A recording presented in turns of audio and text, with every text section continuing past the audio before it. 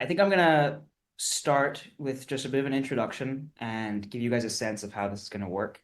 My name is James. I was an IB student. I was in the class of 2020. Back in the day, there was no Math AA versus Math AI. Instead, I was taking further math, which has now been retired from the syllabus. And after that, I went to Brown University, where I met my co-founder Quinn, who's in the Zoom today. And we've been working full time on our startup Perplex since last May. And the goal of Perplex is to make your life studying easier so that you don't really have to think too much about what you have to study and when you have to study it. You just focus on solving hard problems that are at the right difficulty for you, and we'll make sure that you get to the exam score that you're aiming for. So with that said, today we're going to be talking about first Cartesian plane and lines. We're going to go over that quite quickly because it's a fairly easy topic. And then we're going to move on to quadratics. This is the only session where we're going to be covering two topics in one day, just because both of these topics are relatively small and relatively easy. But basically, the Cartesian plane, that's where we're going to start. It's nothing more than a visual representation for pairs of points. So points x comma y. And what we do is we place them in the coordinate plane where the horizontal position represents the x coordinate and the vertical position represents the y coordinate. So at this point here, I move it up and down, the y coordinate is going to change. I move it left to right, and the x coordinate is going to change. Now, these two lines that you see on the Cartesian plane are called the coordinate axes. So you have the x-axis, which is the direction that you move in to change the x-axis, so it runs horizontally. And then you have the y-axis, which runs vertically. And these two axes intersect at the origin. And these are words that you need to be familiar with in the sense that you might be asked to find the intersection of a certain function with one of the axes, and you might be asked to show, for example, that a function passes through the origin or something like that. So let's just move to the first kind of formula that you need to know in this topic is for the distance between 2 points, right? So if I have a point A comma B and a point, or in this case, x1 comma y1 and x2 comma y2, then you can think about the distance between them by constructing a right angle triangle. And if you let the horizontal distance be x1 minus x2, and the vertical distance is y1 minus y2, then we can just apply Pythagoras, and we can say that the distance is the square root of x1 minus x2 squared plus y1 minus y2 squared. And this formula is in your formula booklet. Any formula during the session and anywhere on the website that has this little book next to it means that it's an equation that's in your formula booklet. So you can always kind of use that to know whether it's something that needs to be completely memorized or whether you'll be able to rely on your booklet. All right, first little exercise. You guys can have a go at this. I'm going to give you about a minute to solve this, and then I'm going to show you how to do it. All right, so I'm going to get started on solving this quickly. So I'm going to remind you all that we have the formula. D is the square root x1 minus x2 squared plus y1 minus y2 squared. One quick thing to notice is that because both of these terms are squared, it doesn't matter whether I do x1 minus x2 or x2 minus x1. It's going to be the same thing. But in this case, I have the points x1 comma y1 is equal to 3 comma 4, and x2 comma y2 is equal to minus 1 comma 0. All right, so if I plug this into my formula, I'm going to have the square root of x1 is going to be 3, x2 is going to be minus 1, so I'm going to be careful with the signs there.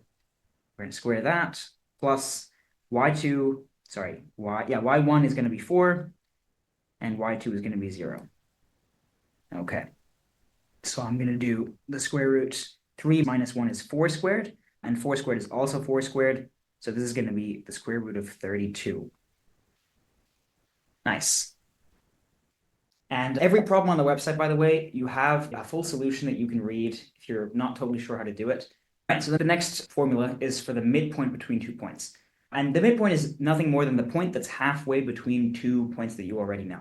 And the way we think about it, it's positioned as the average of the coordinates of the 2 points. So we're going to take the x coordinates, we're going to add them together and divide by 2 to get the x coordinate that's halfway in between. And we're going to do the same thing for the y coordinates. So we add y1 and y2, and we divide by 2.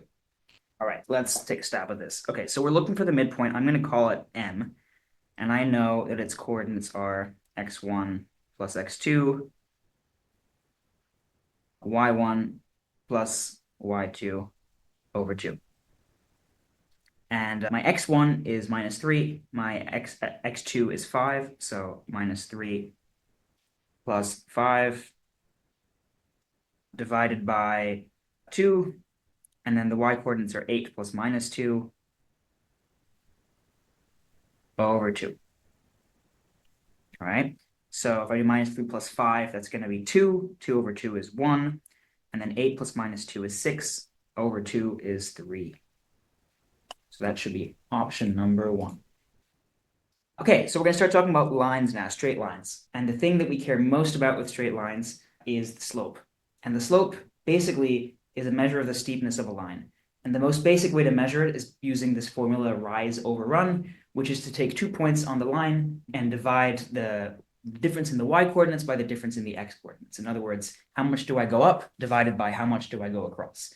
This formula is in your formula booklet, so you don't have to commit it to memory, but you should honestly understand it so intuitively that you never really have to look at the formula.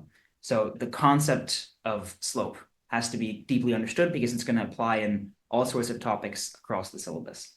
Let's go over the solution for this. The slope is, like I said, the difference in the y coordinates, so y2 minus y1 over x2 minus x1.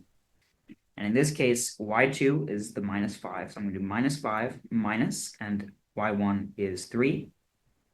And x2 is minus 3, and x1 is 4.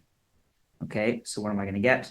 I'm going to get negative 8 over negative 7. Oh, negative 7, which is the same as 8 over 7. So now that we understand the gradient, let's talk quickly about the most common form of the equation of a line, which is this gradient-intercept form, where basically you have a line that's defined by a gradient, a steepness, and this y-intercept c, which is how high up the y-axis the line is going to intersect. If I have a line that has an equation y is equal to mx plus c, and I know that it passes through the points 3, minus 2 and 5, 6, how would I find the equation? The first thing you've got to do is you've got to find the gradient. I'm going to do that the same way we did in the last exercise, which is to use rise over run. My y2 is 6. My y1 is negative 2. That's 6 a little bit better. And my x2 is 5. My x1 is 3. Okay, so 6 minus 2 is 6 plus 2, 8. And then I divide by 5 minus 3. That's 2. So my slope is 4. Now, all of the options so far have a slope of 4, so that's not super helpful, but we can at least rule out option number 3. Now, to find the gradient, I know now that my equation has the form 4x plus c, because I found that m was 4. And what I'm going to do is I'm going to plug in the point 3, 2 for x, y. So x, y is equal to 3, minus 2, minus 2. So I'm going to say minus 2 is 4 times 3 plus c, okay? So minus 2 is equal to 12 plus c. 12 plus c. That means that c is minus 2 minus 12 is minus 14. So I'm looking for 4x minus 14. It's option number 4. This is one that IB students often skip over. It's very helpful when you get to calculus, and we'll talk about that in a couple of weeks' time. But it's this second form of the equation of a line that we call the point-slope form. And it has the advantage of being a little bit easier if you know the gradient and point to write the equation in point-slope form, because you don't have to do this whole solving for c thing. And the whole idea of the point-slope form is that if I have a point x1, y1 that I know on the line, and I know the slope m, then I can write the equation of the line as y minus y1 is equal to m times x minus x1. And really what that's doing in terms of a sort of coordinate axes, if I have my point x1, y1, and I have a slope of m, it's really saying that if I do, this is y minus y1, x minus x1, that no matter where you go compared to a certain point, if you measure your rise over run compared to that point, it has to be equal to m. So it's like you're rearranging the rise over run formula and then just replacing x2, y2 with general y. And I'll show you that quickly. If I have y2 minus y1 over x2 minus x1 is equal to m, Then if I just multiply both sides by x2 minus x1, I get y2 minus y1 is equal to m times x2 minus x1. And basically, we then say that this doesn't just work for a specific point, x2 comma y2 on the line. It works for any xy that lies on the line. So I just I get rid of these twos, the y2 and the x2, and I get the point slope form. We're going to put the equation in point slope form. We have a slope of minus 3, and we go through the point 1 comma minus 1. The equation in point slope form is y minus y1 is equal to m times x minus x1. Okay, and what do I know? I know that m is equal to minus 3. And I know that I have x1 is equal to 1, y1 is equal to minus 1. Okay, so I'm going to do y minus 1 is equal to minus 3 times x minus x1. So if I do x minus 1, okay? And if I expand all this, I'm going to get y plus 1 is equal to negative 3x. And I can get minus 3 times minus 1 becomes plus 3. So negative 3x plus 3, and that is option number 4. This is another one that's skipped over by students a lot, which is the standard form of a line. So instead of representing it in terms of the slope and the intercept, we write it in this form ax plus by plus d is equal to 0 for specific numbers. And just to show you an example of that, I might have the equation of a line 3x plus 2y minus 5 is equal to 0. And generally what you have to do with these is rearrange them into the form that you're most familiar with. So I'm going to move the 5 to the other side and 3x, and then divide by 2, and I can get the equation in this form. And sometimes on the IB, you'll be given an equation in this form, and sometimes you'll be asked to give the equation in this form, but it's not super common. All right, here's an equation of a line. It has the equation 3x plus 2y equals 5. I want you to, in part A, find the y-intercept of L, and in part B, the slope of L. Let's take a stab at this. I have 3x plus 2y is equal to 5, and I'm looking for the y-intercept.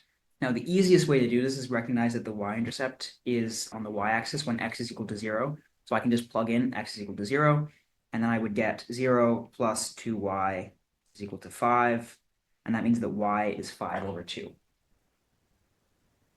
All right, if I go to the second part, what I'm going to do now is I'm going to rearrange the equation. So I'm going to do 2y is equal to 5 minus 3x, which means that y is equal to 5 over 2 minus 3 over 2 x. So the slope is this minus 3 over 2. So that's option 3. All right, nice. All right, quickly, horizontal lines have a gradient of 0, and we write them in the form y is equal to c. The fact that they're so easy often trips people up because you don't see an m here. The slope is not visible, but you have to recognize that this is a horizontal line with no slope.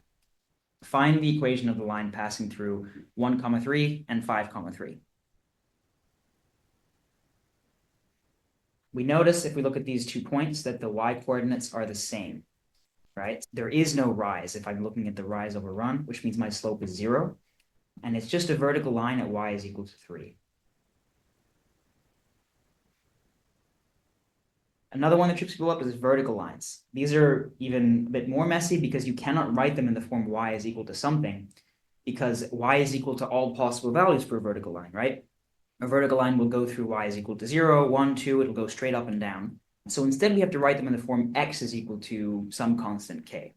So that's another one to pay attention to when you're doing these problems. If you ever see x equals k, that's a vertical line, and you'll need to be familiar with this form. So I have 2 points that have the same x coordinate, 2, 3 and 2, minus 5.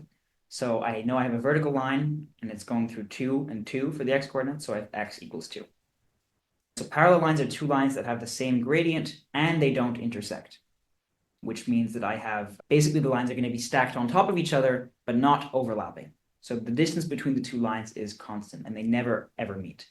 And we'll see this when we talk about systems of equations, that when we try and solve an equation for the intersection of 2 parallel lines, we're not going to find any intersections. So if 2 lines are parallel, it's because they have the same slope.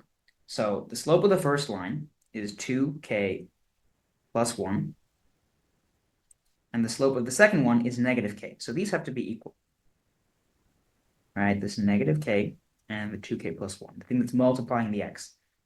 And if I solve this by adding k to both sides, I get 3k plus 1 is equal to 0. Move the 1 to the other side. 3k is equal to -1, which means k is equal to -1 over 3. All right, so that's option 2.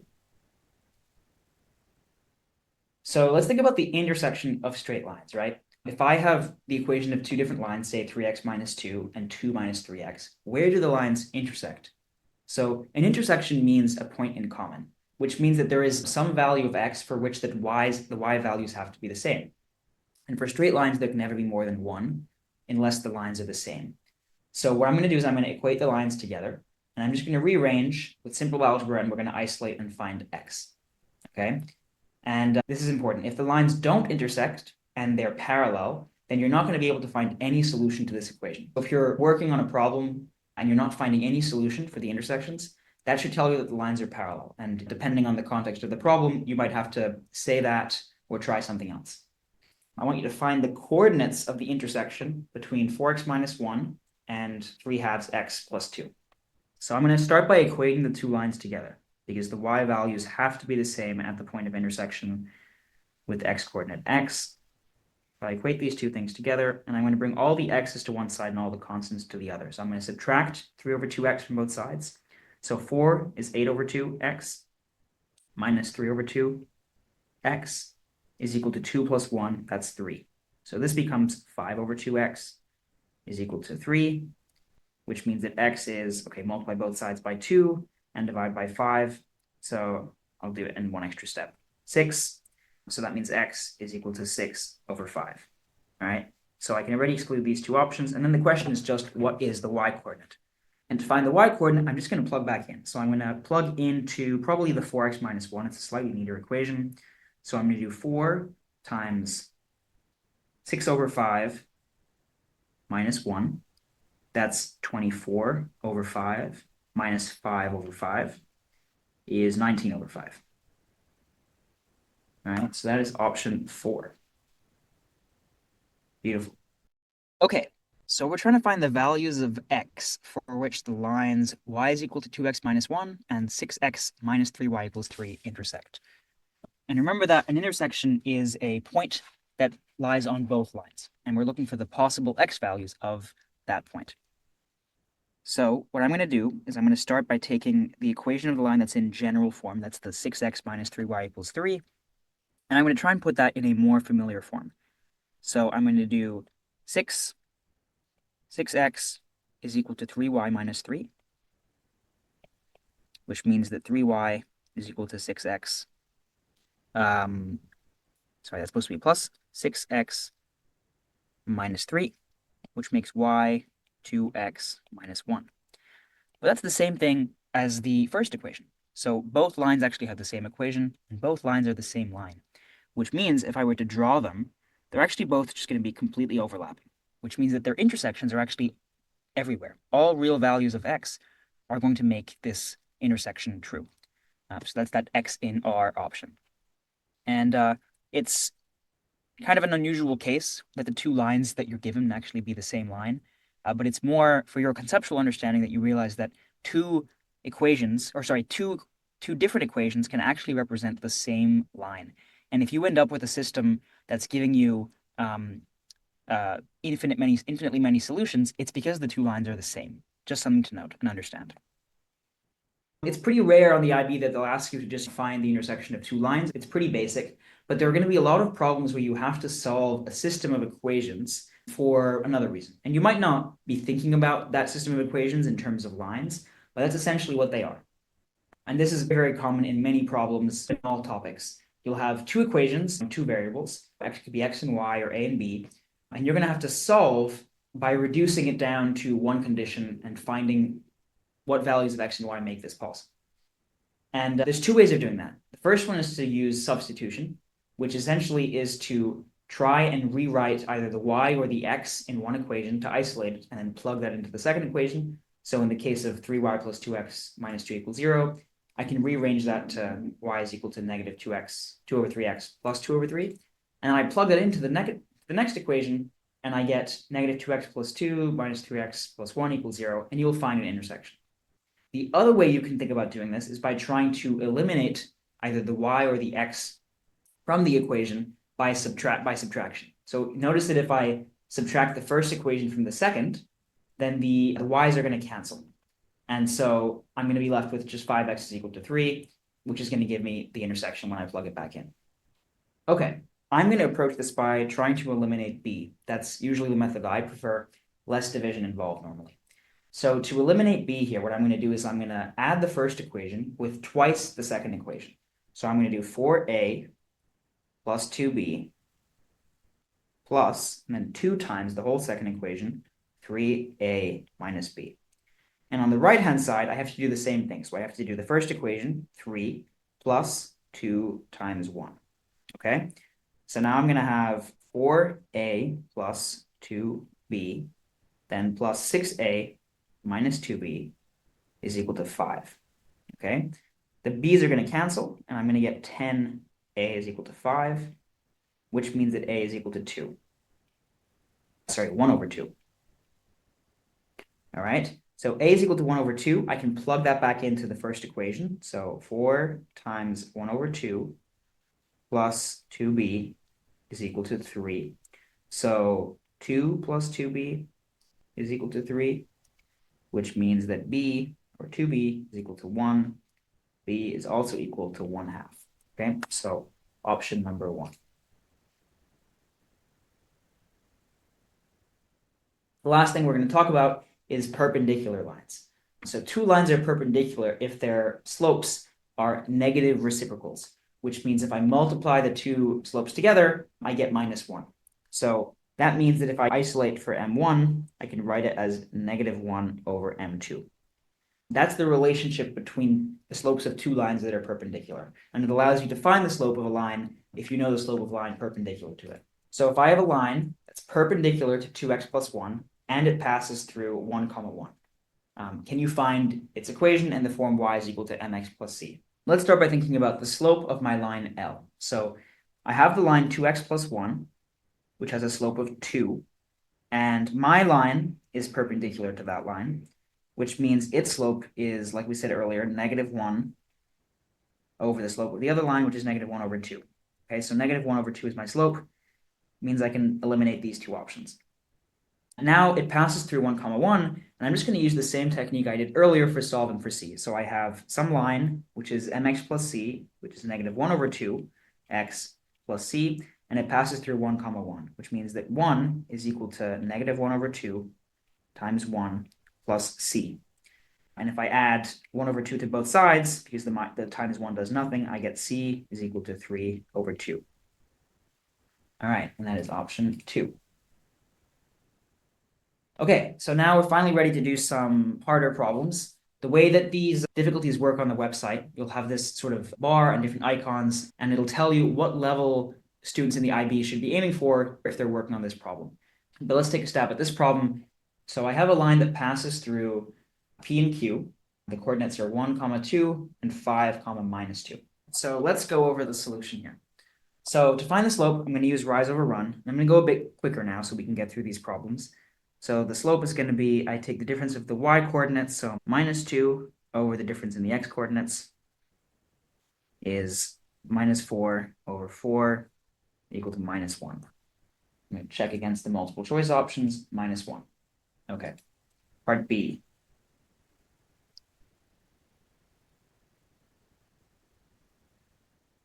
Determine an equation for the line in the slope y is equal to mx plus c. So this is the same thing. I'm just going to solve for c. I'm going to use my point. So I have y is equal to -x plus c, and I'm going to use the point 1, 2. So 2 is equal to -1 plus c. That means c is equal to 3. So my equation is y is equal to -x plus 3. Let's see the multiple choice options. -x plus 3. Perfect. Okay. And then now the midpoint of, I'm just going to move my face over so you guys what I'm doing. The midpoint is just going to be halfway between the two. So I'm going to do m is equal to 1 plus 5 over 2, and then 2 plus -2 over 2. And that's going to be equal to 3, 0. Let's see the multiple choice options. 3, 0. Beautiful. So we have a question here that says that L1 passes through the points 1 comma minus 2 and 1 comma 3. Those are A and B.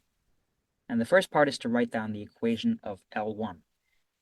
The thing to notice here is that A and B both have the same x-coordinate. They're both at x equals to 1, which means that the line that passes through them has to be a vertical line. And that vertical line is going to have the equation x is equal to 1. So let's look at the multiple choice options. X is equal to 1 is the answer for part A. Now in part B, we have a second line, L2, which is perpendicular to L1 and passes through C at -4, 5. So if L1 is vertical and L2 is perpendicular to L1, then that means L2 is horizontal. And a horizontal line has a slope of 0, and it's in the form y is equal to some constant.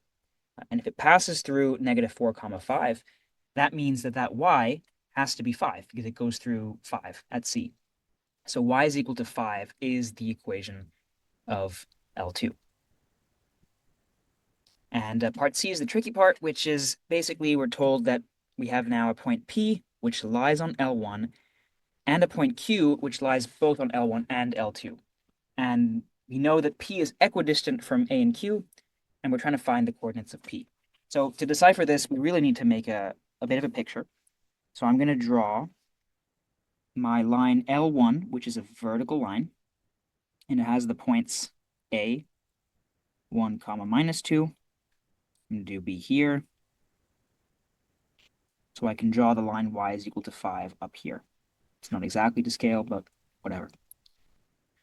And the point Q lies at the intersection of these two. So it's y equals 5 and x equals 1. That means that this point Q is 1 comma 5. And I have another point P somewhere on L1. This is L1.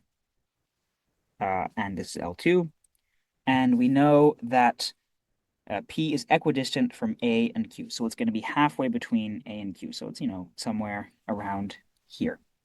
So since it's equidistant from A and Q, and it lies on the line connecting A and Q, it's just the midpoint of A and Q. And so I can find the midpoint of A and Q using the formula M is equal to, we're going to do the x-coordinate of Q plus the x-coordinate of A. So 1 plus 1 over 2.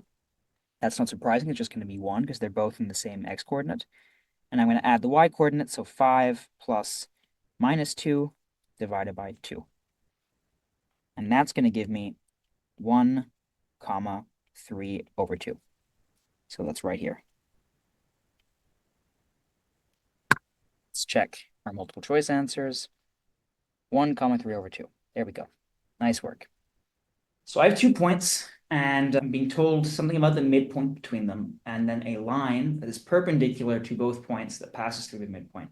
But let's start by finding M. So I need to find the midpoint of the 2 points. So I'm going to say M is equal to, and I'm going to add the x-coordinates divided by 2, so minus 3 plus 5 over 2, and 5 plus minus 1 over 2.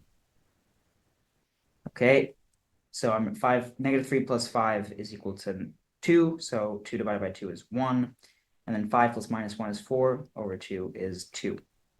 Okay, and then if I look at the slope between the two lines by doing rise over run, I'm going to do -1 minus 5 over, that should be just 5, 5 minus 3.